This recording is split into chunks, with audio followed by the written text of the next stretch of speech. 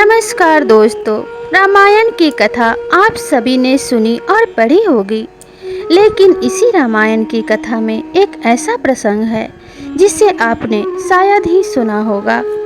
रामायण की कथा में प्रभु श्री राम ने एक धोबी के कहने पे गर्भावस्था के दौरान माता सीता को वन में भेज दिया था। आप सभी इस बात से भली भांति परिचित होंगे कि चाहे मनुष्य हो या फिर देवी देवता, उन्हें अपने कर्मों का फल भुगतना ही पड़ता है, क्योंकि यह संसार एक कर्म क्षेत्र है और जो जैसा करता है उसे उसके कर्मों का फल उसे अवश्य ही मिलता है। जिस धोबी के कहने पर प्रभु श्री राम ने माता सीता को वन में भेज दिया था, पिछले जन्म में वह एक पक्षी था और उसी पक्षी के श्राप के कारण माता सीता को भी वनवास भुगतना पड़ा था। जब वह गर्भावस्था से गुजर रही थी, उन्हें भी अपने पति से दूर रहना पड़ा था। बात उस समय की है जब माता सीता छोटी थी। माता सीता पूजा पाठ के लिए नित्य ही अपने पिता राजा जनक के बाग से फूल तोड़ने जाया करती थी। उसी बाग में एक तोता अपने पत्नी के साथ रहा करता था। जब भी माता सीता फूल तोड़ने जाती, तब वह तोता और उसकी पत्नी आपस में बातें किया करते थे कि माता जानकी का विवाह प्रभु श्री राम से होगा। माता सीता और प्रभु श्री राम के जैसा कोई दूसरा इस धरती पे न आया और न कभी होगा। उनके गुणों का वखान युगों युगों तक होता रहेगा और प्रभु श्री राम पुरुषोत्तम कहलाएंगे और माता सीता स्त्रियों के लिए आदर्श साबित होंगी। उस तोते के मुख से यह बात सुनकर माता सीता को बड़ा आश्चर्य हुआ और वे सोचने लगी कि यह तोता हमारे बारे में इतना कैसे जानता है और प्रभु श्री राम कौन है। यही मन में विचार करके माता सीता ने उस तोते के जोड़े को पकड़ लिया और लेकर अपने घर चली गई और उस तोते के जोड़े को माता सीता ने एक पिंजरे में डाल दिया और उससे पूछने लगी कि यह बताओ कि तुम्हें यह सब बातें कैसे पता है, राम कौन है और जानकी कौन है। तब वह तोता कहने लगा कि प्रभु श्री राम भगवान विष्णु के अवतार हैं, जिन्होंने अयोध्या में जन्म लिया है।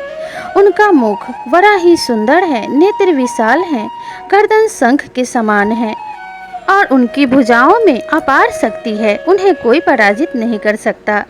और माता जानकी उनकी अर्धांगिनी और उनकी रानी बनेंगी। तोते के मुख से ऐसी बात सुनकर माता सीता ने कहा कि जिस जानकी की तुम बात कर रहे हो वह जानकी मैं ही हूँ, लेकिन मुझे अभी बहुत कुछ जानना है, इसलिए तुम दोनों को अभी मैं कुछ दिन और रखना चाहती हूँ। माता सीता की बात सुनकर वे दोनों तोते मान गए। अब नित्य माता सीता उन तोते से अपने और प्रभु श्री राम के बारे में पूछा करती थी। इसी तरीके से कुछ दिन बीत गए। एक दिन तोते ने माता सीता से कहा कि माता, मेरी पत्नी गर्भवती है, आप हम दोनों को आज़ाद कर दीजिए। मैं अपनी पत्नी को लेकर अपने घोंसले में जाना चाहता हूँ। जब मेरी पत्नी बच्चों को जन्म दे देगी तो हम दोनों पुनः आपके पास आ जाएंगे, इसलिए कृपया करके आप हम दोनों को मुक्त कर दीजिए। तब माता सीता ने कहा कि मैं तुम्हें तो छोड़ देती हूँ, लेकिन तुम्हारी पत्नी मेरे ही पास रहेगी। तुम दोनों बहुत सुंदर हो और तुम दोनों को देखकर मेरे मन को बड़ा सुकून मिलता है। तुम्हारी पत्नी बड़ी मीठी मीठी बातें करती है, इसलिए मैं इसे नहीं छोड़ सकती। तब तोते की पत्नी ने कहा कि माता, ऐसा पाप मत कीजिए, मैं गर्भवती हूँ और मैं इस समय में अपने पति के साथ रहना चाहती हूँ। अपने पति के साथ रहकर ही मैं अपने बच्चों को जन्म देना चाहती हूँ। मुझे मेरे पति से अलग मत कीजिए। लेकिन माता सीता ने तोते की एक भी बात नहीं मानी। जब वह तोता अपने पत्नी को छोड़कर जाने लगा तो उसकी पत्नी ने पति से अलग होने के गम में अपने प्राण त्याग दिए। अपनी पत्नी को मरता हुआ देखकर वह तोता बहुत क्रोधित हो गया और उसने माता सीता को श्राप दे दिया कि जब तुम गर्भवती होगी तब तुम्हें भी मेरी पत्नी की तरह अपने पति से दूर रहना होगा और अपने पति से दूर रहने का वियोग तुम्हें भी सहना होगा। मैं प्रभु श्री राम की नगरी अयोध्या में जन्म लूंगा और मैं ही तुम्हारे वियोग का कारण बनूंगा। मैं है तुम्हें तुम्हारे पति से दूर करूंगा। जिस तरीके से गर्भावस्था में तुमने मेरी पत्नी को मुझसे अलग किया है, ठीक उसी प्रकार से जब तुम गर्भवती होगी मैं भी तुम्हें तुम्हारे पति से दूर कर दूंगा। तुम्हारे वियोग का कारण मैं ही बनूंगा।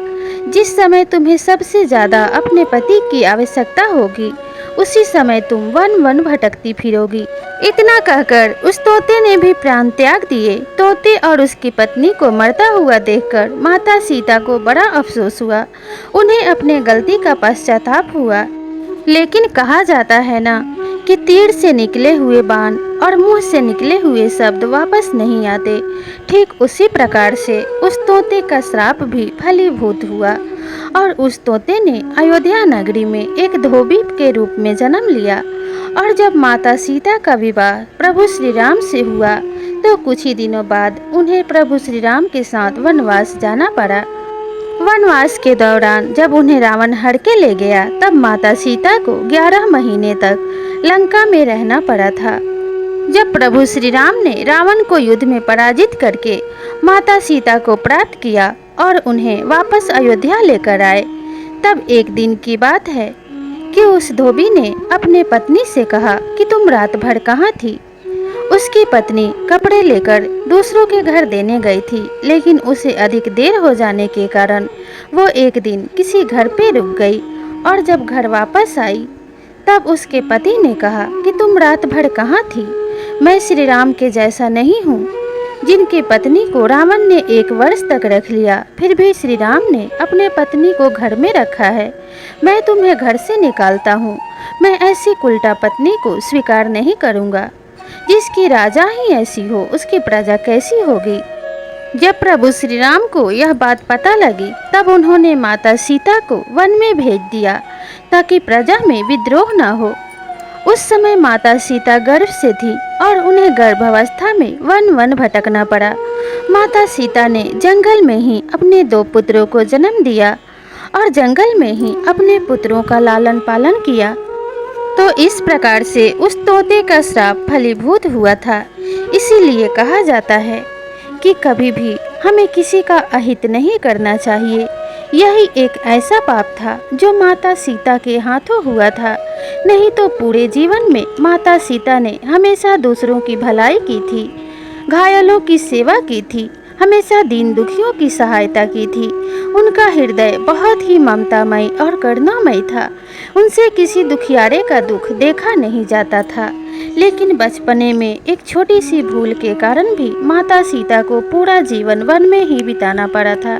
इसीलिए कहा जाता है कि चाहे वह मनुष्य हो या फिर देवी देवता, यह संसार एक कर्म क्षेत्र है और उन्हें अपने कर्मों का फल भुगतना ही पड़ता है।